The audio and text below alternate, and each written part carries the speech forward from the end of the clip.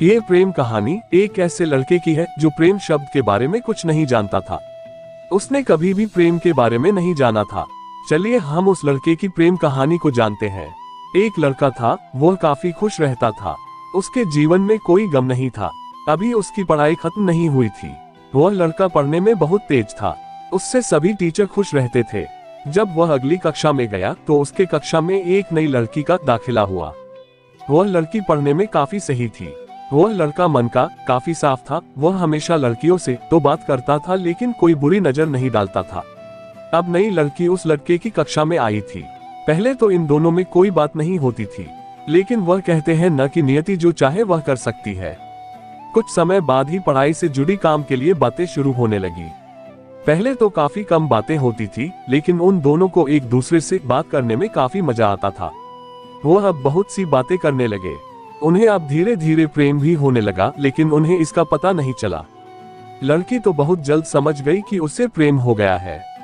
वह लड़के के साथ रहने के लिए तैयार हो गई, लेकिन लड़के को कुछ भी नहीं पता था। वह बस इसको दोस्ती ही समझता था। समय निकलता गया। अब पढ़ाई खत्म होने को थी। लड़की सोचती थी कि लड़का अपने तरफ से बोले, लेकिन लड़का अभी तक कुछ नहीं समझ सका था। आखिर लड़की ने ही यह बात उसके दोस्तों से कही। बस दोस्त अच्छे और बुरे दोनों होते हैं, लेकिन इस लड़के के काफी दोस्त इसकी कामयाबी से जलते थे। इसके साथ ही अब परीक्षा का समय भी आ रहा था, तो उस लड़के के दोस्तों ने उसकी परीक्षा को खराब करना चाहा। उन्होंने यह बात पूरे स्कूल में फैला दी। जब यह बात टीचर तक पहुंची तो वह इस पर विश्वास नहीं कर पा रहे थे। इसके बाद ये बात लड़के के पास भी पहुंची। अब जब भी वह स्कूल आता था तो उसको काफी बेइज्जती का सामना करना पड़ता था। इसके कारण उस लड़की से बात करना भी छोड़ दिया और परेशान भी होने लगा। उसने जैसे तैसे परीक्षा को खत्म किया और उसके बाद उसने नई जिंदगी की शुरुआत की।